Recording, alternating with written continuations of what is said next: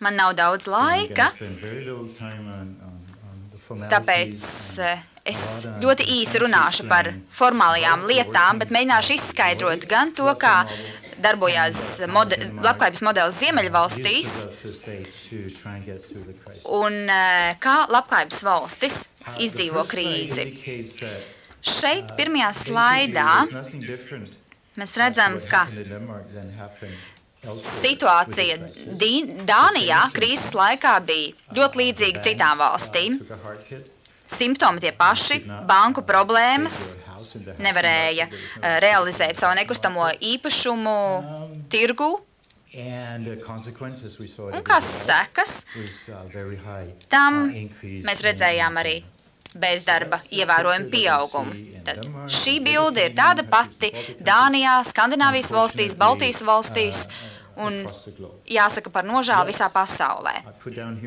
Tā pašā laikā šeit pašā apakšā esmu pieminējis, ka Dānija bija ļoti labi sagatavota un diezgan spēcīga, lai šo krīzi uzveiktu.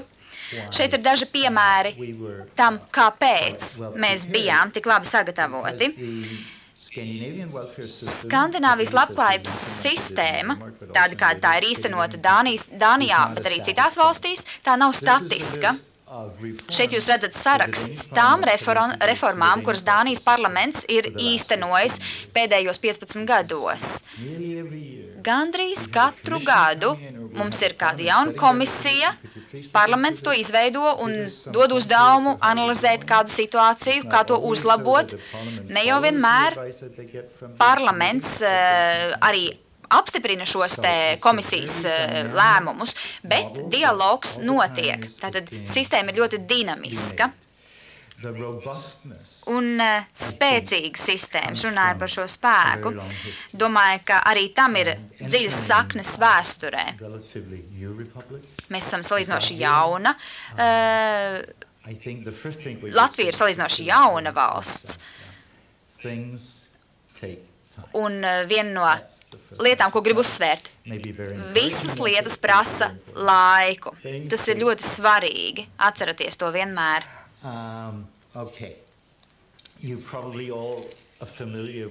Tad iespējams, ka jūs zinat galvenās Skandināvijas modeļa iezīmes, runājot par labklājības sistēmu. Tad tādēļ ļoti īsi mēs runājam par universālu sistēmu, kas tieši tāpēc ir dārga sistēma. Nodokļu nozīme.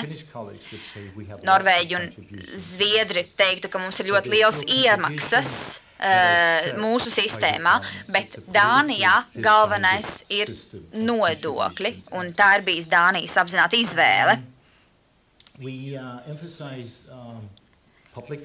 Mēs uzsveram valsts nodrošinātos pakalpojumus. Tad labklājība, tā ir valsts atbildība. Te mēs runājam par dažādiem pabalstiem un sociālo darbinieku nodrošinātajiem pakalpojumiem valstī un pašvaldībās. Mēs ļoti lepojamies par saviem augstās kvalitātes pakalpojumiem. Manuprāt, tas ir diskutabls jautājums, ļoti delikāts arī jautājums, jo daudz apgalvos tieši pretējo. Mēs runājam par egalitāru sistēmu Ziemeļvalstīs,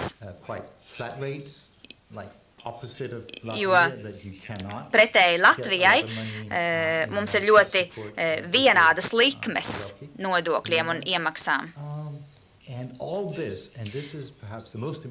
Un varbūt pats svarīgākais komentārs. Mūsu sistēma balstās idejā, ka visi piedalās darba tirgū. Visi ir formālajā darba tirgū. Cilvēks strādā. Tāpēc tāda būtiska lieta, kas raksturo mūsu reģionu, ir ļoti augstais sieviešu nodarbinātības līmenis.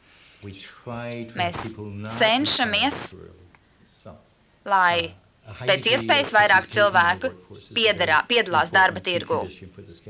Tāpēc labklājības modelim tas ir būtisks nosacījums.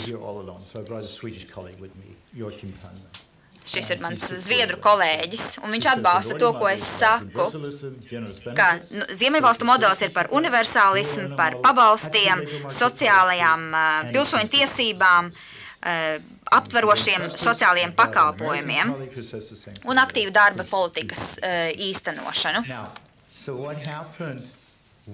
Tad kas notika krīzes laikā? Kā jau sākumā teicu, krīze bija vienāda visās valstīs, Skandināvijā un citviet. Taču reakcija uz krīzi Skandināvijā bija atšķirīga. Droši vien pirmkārt man jāpiemin, ka Indra,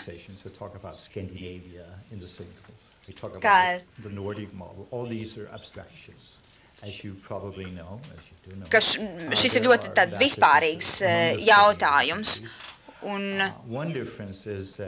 Bet jāsaka, Skandināvijas valstu vidū ir arī atšķirības. Norvēģija šeit ir īpaši jāizceļ.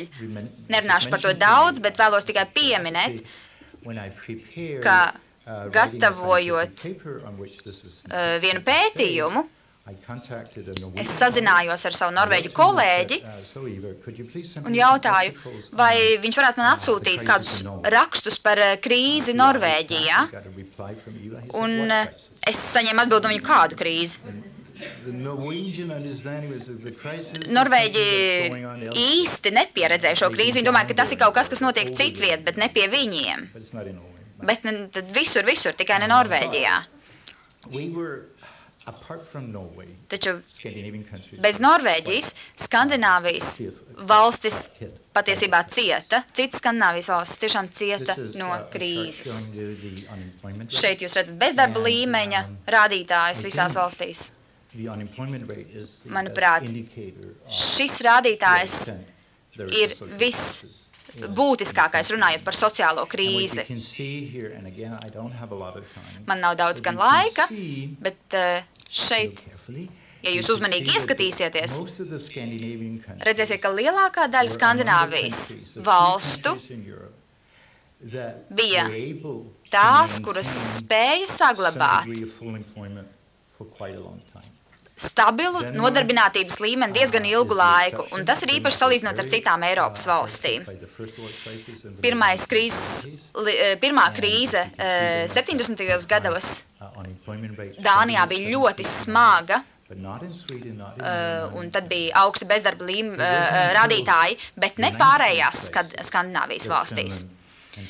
90. gados Zviedrijā un Somijā bija krīze. Mums ir arī kolēģi no Somijas šeit, kas mani palabos, ja es kļūdīšos, bet Somija, runājot par bezdarba līmeni, viņi īsti nebija tikuši pāri pirmās krīzes sekām, tad, kad jau nāca tagad pēdējā krīze. Un rādītāji, kā jūs redzat šeit, ir diezgan augsti. Visās Skandināvijas valstīs, kā jau teicu, izņemot Norvēģiju. Tad arī šeit jūs redzat tas pats rādītājs, bezdarba rādītājs. Tad virs 5% ir relatīvi augsts, bezdarbs zem 5% ir relatīvi zems procents. Es jau pieminēju, ka esam redzējuši nevienlīdzīgu attīstību visās valstīs, taču visās Ziemeļvalstīs, tāpat kā Latvijā, esam redzējuši, ka pieaug sociālā nevienlīdzība un nabadzība. Diezgan ievērojams ir bijis šis pieaugums. Un to mums apliecina arī statistikas dati. Bet kā jau šeit es pašā apakšā esmu norādījis, ka Ziemeļvalstīs sākuma rādītāji bija ļoti zemi. Tātad šie sociālās nevienlīdzības rādītāji sākumā bija ļoti zemi. Tāpēc pat, ja tā pieauga, arī šodien šie rādītāji vēl ir diezgan pozitīvi. Eiropas Savienība bieži vien mūsdienās aprēķina nabadzības riska rādītājus, un te ir redzam, ka aptuveni 16% mājsaimniecību ir pakļauti šim te riskam. Protams, var runāt, vai runīt tiešām par nabadzību, bet mēs redzam apmēram to apjomu, kas ir pakļauti šādam riskam. Un arī šeit redzam, ka vidēji Ziemeļvalstīs šie rādītāji ir zemāki nekā vidēji Eiropā. Tāpat arī redzam, ka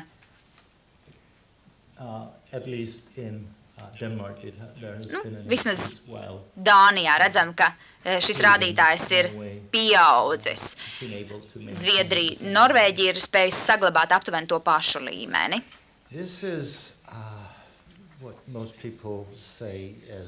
Šis ir arī būtisks jautājums daudzuprāt. Kā mēs varam atgriezties pie izaugsmes mūsu reģionā? Tad 2012. gads vēl nav beidzies, tad tā ir tikai paredzamais rādītājs IKP izaugsmē. Šie cipari ir ļoti, ļoti trausli, ja tā var teikt, ļoti nedroši. Atvainojos par to, ka šo slaidu nav diezko viegli nolasīt, bet vēlējos norādīt uz to, ko parāda vidējā kolona, vidējais stabiņš, un respektīvi tā ir IKP procentuālā daļa, kas novirzīta sociālajiem tēriņiem. Un šo mēs redzam to, ka krīzes gadu laikā šeit te apjoms ir palielinājies. Un, manuprāt, Skandināvija šajā kontekstā izceļas, ja salīdzinām to ar lielu daļu citu SAO valstu. Skandināvijas valstīs valdības izmantoja krīzi, lai tā sacīt, izmantotu to kā ieganstu, lai veiktu izmaiņas sociālajos tēriņos. Tādējādi it kā sakot, ka jā, krīze ir ļoti slikta, taču mēs nevēlamies tajā ievilkt savu valsti vēl dziļāk. Mēs tieši pretēji vēlamies nodrošināt to, ka krīze būs vieglāka attiecībā pret tiem cilvēkiem, kuri tai ir visvairāk pakļauti.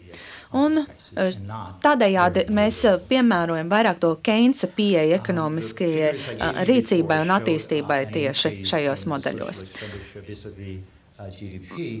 Vispirms es jums parādīju sociālo tēriņu apjomu IKP procentuālajā sadalījumā, bet vēlējos norādīt uz to, ka denominatori, tie pirmreizinātāji nav bijuši diezgan precīzi, tieši tāpēc vēlējos norādīt arī uz absolūtiem cipariem. Jāsaka, ka mēs esam iztērējuši vairāk naudu uz ikvienu individu, kas dzīvo valstī. Es vēlos jums vienkārši norādīt uz šo te slaidu, jo tāpēc, ka, manuprāt, tas visai labi sasaucas ar to, ko jūs pieredzējāt Latvijā. Tas norāda uz to, kur un kam mēs iztērējām naudu, un šeit apakšā mēs redzam sociālo palīdzību. Jūs redzat, tikai 3% tiek novirzīti nabadzīgajai sabiedrības daļai.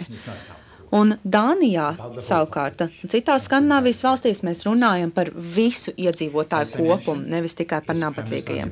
Kā jau pieminēju, tad šis modelis ir balstīts uz to, ka strādā visi. Un tagad es pietuvojos vienam no jautājumiem, kas varētu būt īpaši interesants jums. Tas ir auglības rādītājs.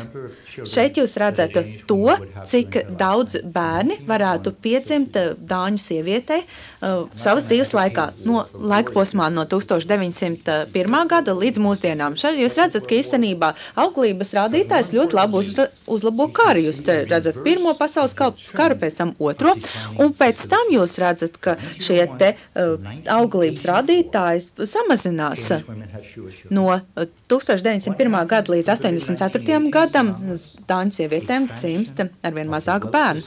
Un pēc tam mēs redzam, kā paplašinājušies labklājības valsts labklājības pakalpojumu cilvēkiem. Ja mēs izveidojam tā visaptverošu labklājības sistēmu, sievietes spēj saglabāt savu vietu gan darbas tirgu, gan arī rūpēties par saviem bērniem. Tā, 1 minūte, jā. Ko mēs izdarījām Dānijā? Mēs iztērējām vairāk naudas nekā mums bija, mēs saglabājām savu nogļotu sistēmu, mēs sniedzām nodokļu atvieglojumus bagātajiem sabiedrības pārstāvjiem. Tāpat arī mēs īstenojām vairākas iniciatīvas, kuras varētu palīdzēt pašvaldībām uzlabot savu darbu attiecībā uz mājokļiem, kā arī veidot institūcijas. Tāpat arī, lai veidot labākus nodarbinātības apstākļus. Kādi ir tie secinājumi? Pavisam īsi.